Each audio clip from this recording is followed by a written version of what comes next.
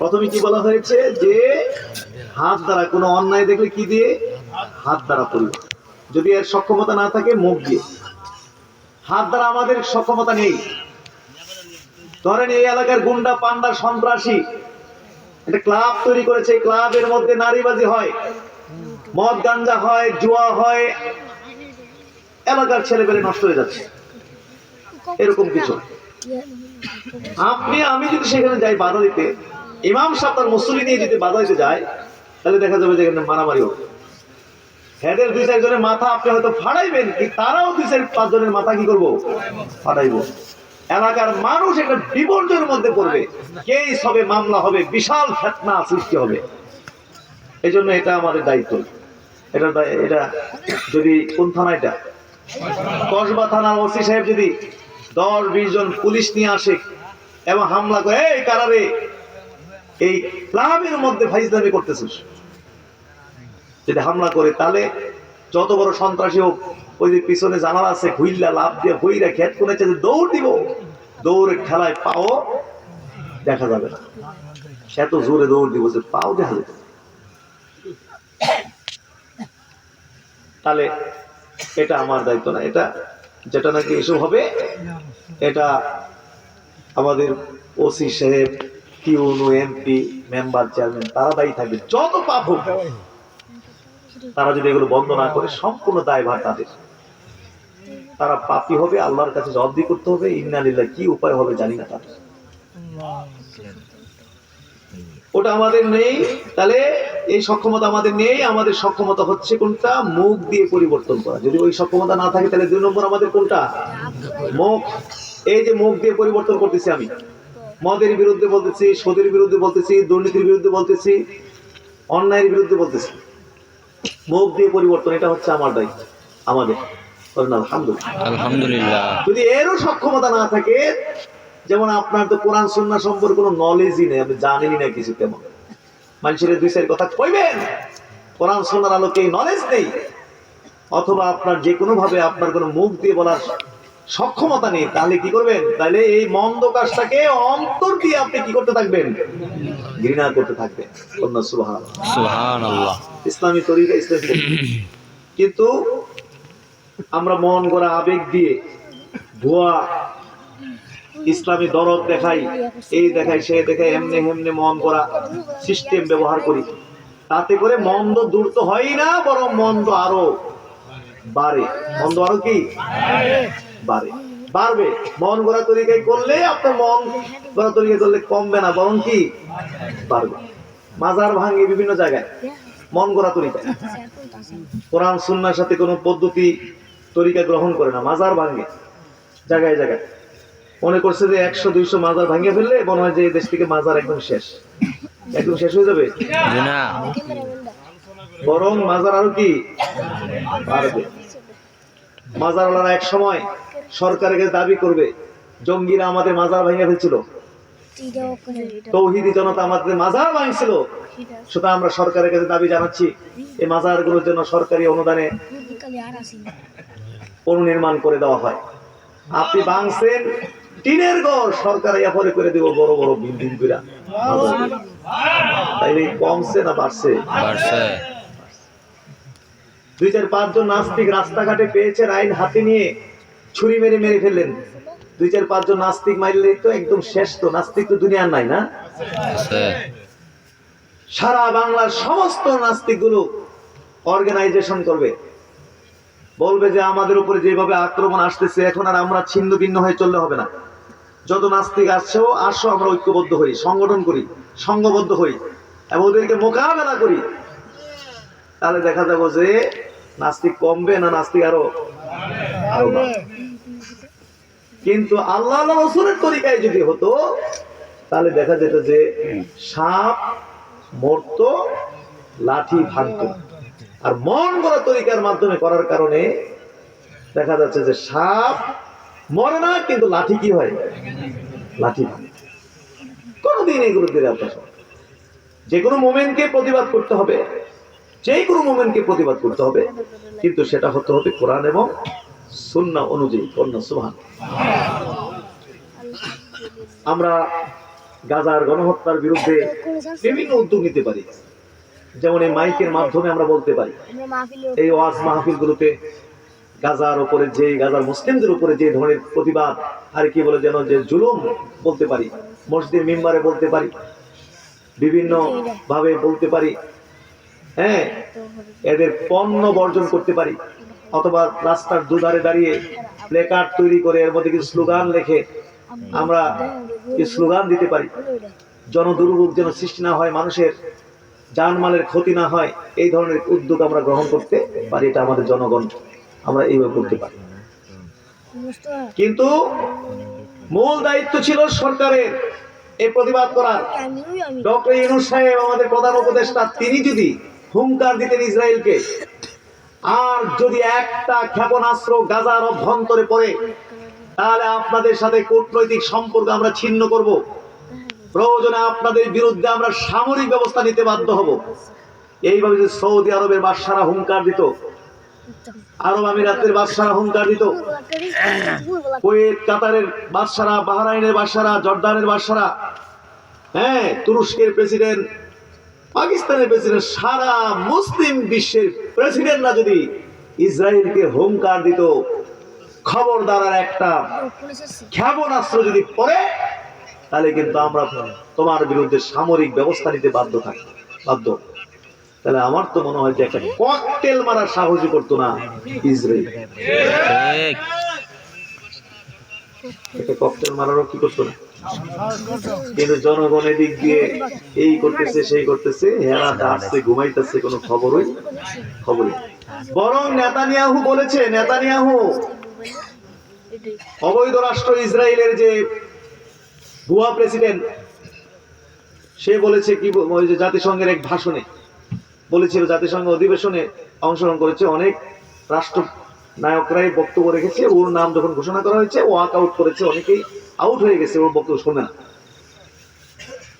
সে বক্তব্য দিয়েছিল, ওই অবস্থা বক্তব্য দিয়ে বলেছিল যে আপনারা তো এমনি আমাকে প্রকাশ্যভাবে এই বলেন সেই বলেন, কিন্তু গোপনে তো আবার আপনারা আমাকে মোবাইলে থ্যাংক ইউ ভেরি মাচ দেন, থ্যাংক ইউ সো মাচ, যে এরা গাজার মুসলমান, এরা শিয়া, এদেরকে আমরা মারতে গেলে, মুসলমান আমরা যদি মারতে যাই, সারা বিশ্বব্যাপী নিন্দার ঝড় উঠবে, অথবা আমার কাজটা আপনি করতেছেন, এই জন্য আপনাকে থ্যাংক ইউ সো মাচ মোবাইলে, আর ওপর দিয়ে এই সেই সব শয়তান বসায় রাখছে, দালাল বসায় রাখছে, যার কারণে কিভাবে মুসলমানদের উপরে নির্যাতন বন্ধ হবে এইভাবে। যার যেটা দায়িত্ব ছিল সেটা না করতে পারলে এগুলো দ্বারা ইসলাম মুসলমানদের কোনো কল্যাণ কখনো হয় নাই এবং কখনো হবে না। তাহলে হাজির মুমিনের প্রতিবাদ করতে হবে, এটা গুরুত্বপূর্ণ ইবাদত করতে হবে, এটা গুরুত্বপূর্ণ ইবাদত। কিন্তু আমাদের যেগুলো করণীয় তার মধ্যে একটা হচ্ছে দোয়া করা, এর ভিতরে একটা করণীয় ছিল কি, দোয়া করা। কিন্তু এই করণীয় কিন্তু আমরা অনেকেই করি না, এমনি এই করি সেই করি, গাইমা টাইমা, এই বক্তৃতা একটা আত্মতৃপ্তি, ভুয়া মজা টজা মেরাই, একটা ঈদের উৎসব, ওখান থেকে আইসা সেরে কিন্তু তার সে ঘুম দিচ্ছে, এরপর কি নাই, মানে স্বাধীন করে ঘুরছি আর কি, এখান থেকে আইসা একদম স্বাধীন করে ঘুরতে ঘুমে দিচ্ছে। কিন্তু উচিত ছিল মুসলমানদের কি, গাজার মুসলমানদের জন্য একটু দোয়া করা, রাতের গভীরে উঠে এক ফোঁটা চোখের পানি ফেলে গাজার মুসলমানদের মুক্তির জন্য আল্লাহর কাছে দোয়া করা। তাহলে 250 কোটি মুসলমানের দুটা করে চোখ থাকলে 500 কোটি চোখ থেকে যদি 500 কোটি চোখের ফোঁটা গাজার মুসলমানদের জন্য আল্লাহর দরবারে পৌঁছানো যেত, আমার তো মনে হয় যে ইনশাআল্লাহ গাজা স্বাধীন হয়ে যেত।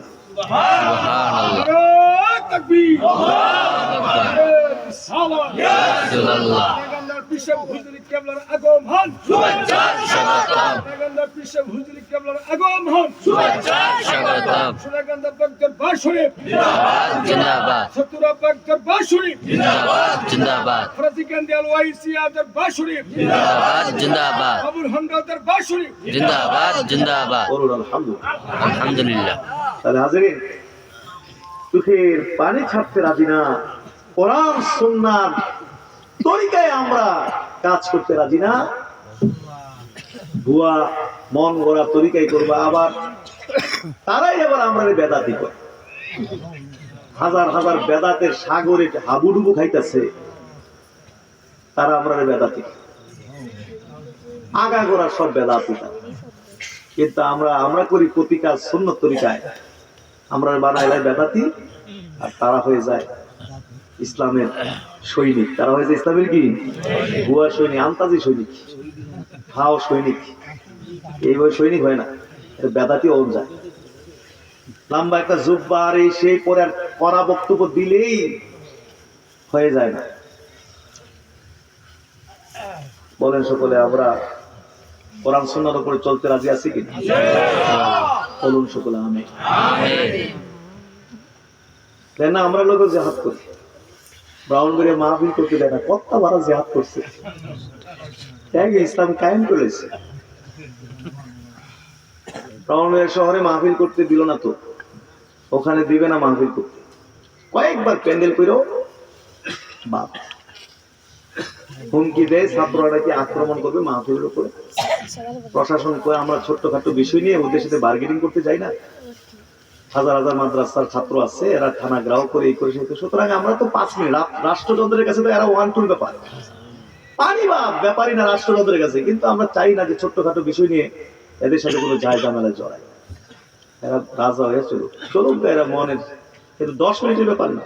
রাষ্ট্রযন্ত্রের কাছে কি অমুক গ্রুপ আর তমুক গ্রুপ কোনো ব্যাপার নাকি? কিন্তু চায় না যে হাও যাওয়া।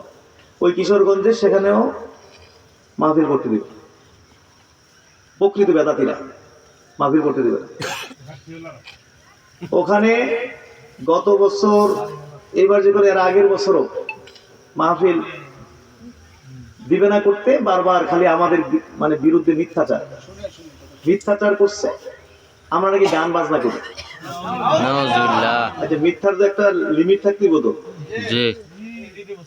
আমরা বলে গান বাজনা করি।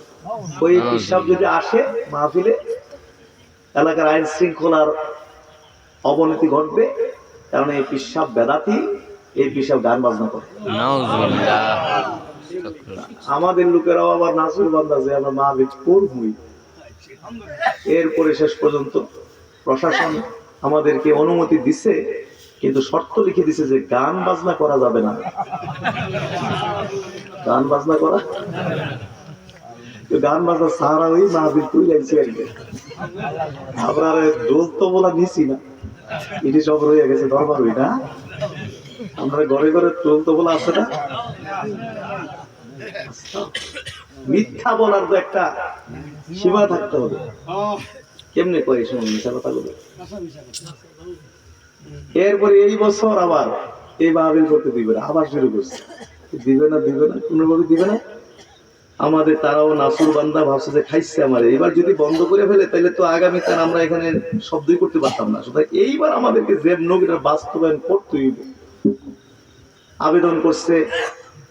এরপরে এটা নাকচ বলছে যে না, সামনে নির্বাচন, এখন মাহফিল করতে দেব না, কাউরেই দিব না। আবার ডিসি আসছিল, মহিলা ডিসি, মহিলারা তো এমন ডরায় সিদ্ধান্ত নিতে একটু কি ভয় পায় তনি বারবার। কিন্তু আমাদের তারাও একবার নাসুর বান্দা, বাংলাদেশ তালিম হিজবুল্লাহ, তারা নাসুর মাহফিল করবো, প্রয়োজনে হাইকোর্ট সুপ্রিম কোর্ট সব ভাই আমরা মাহফিল করে দেব। এই নিয়ে বার্গেটিং করতে করতে, এবং ডিসি কি করবে, ডিসি কেও তো ভয় দেখাইছে কি যে আমাদের হাতে 20,000 ছাত্র আছে, আমরা আক্রমণ করব। এখন আপনি দেখেন অনুমতি দিবেন যে টেকে দিতে পারবেন কিনা, বেরিয়ে গেছে ডরাই।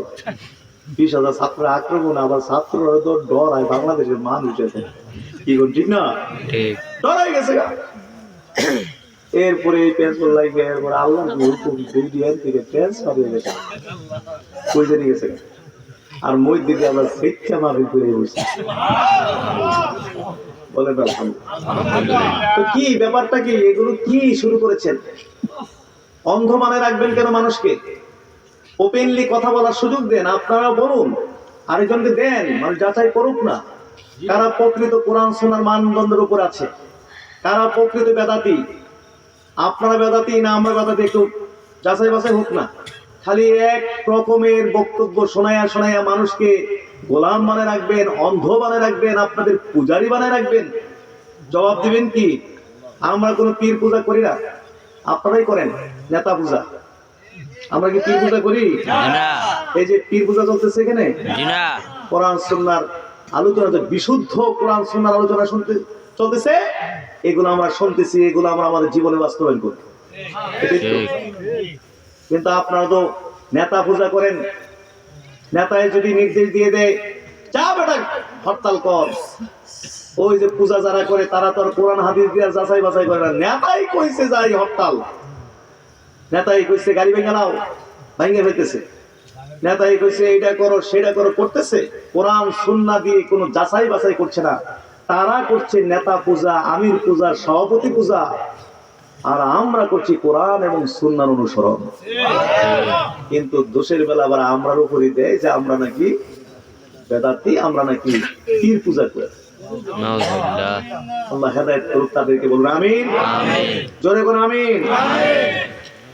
হাজিরিন, তাহলে এখানে আমাদেরকে দোয়া করতে হবে। একটা গুরুত্বপূর্ণ মুক্তির জন্য, মুমিনের মুক্তির গুরুত্বপূর্ণ হাতিয়ারের নাম হচ্ছে কি? দোয়া। আমরা আল্লাহর কাছে দোয়া করব, বলুন আমিন। জোরে বলুন আমিন। আমাদের যা যা চাওয়া পাওয়া এগুলো আল্লাহর কাছে আমরা চাইবো, বলেন না সুবহানাল্লাহ। আল্লাহ আমাদেরকে ফিরাইবেন না যদি আমরা সুন্নাহ অনুযায়ী দোয়া করতে পারি, তাহলে আল্লাহ আমাদেরকে ফিরত দিবেন। এক নম্বর, আপনি নিজের দোয়া নিজে করবেন, আল্লাহর কাছে করবেন, সুবহানাল্লাহ। নিজে আল্লাহর কাছে চাইবেন আপনার কি দরকার। ছেলে মেয়ে দরকার, ব্যবসাটা ভালো যাচ্ছে না, আপনার স্ত্রী কথা শুনছে না, ছেলে মেয়েরা অবাধ্য, আপনাকে শত্রু কষ্ট দিচ্ছে, ইত্যাদি ইত্যাদি। চান আল্লাহর কাছে, চান। গভীর রাত্রে ওঠেন, উঠে আল্লাহর কাছে চান। এমনি ট্রেডিশন দোয়া করলে তো হবে না, ইবাদত হিসাবে দোয়া তো হবে না, আপনার তো নিয়ম মতো করতে হবে। এটা একটা দোয়া, ঠিক আছে।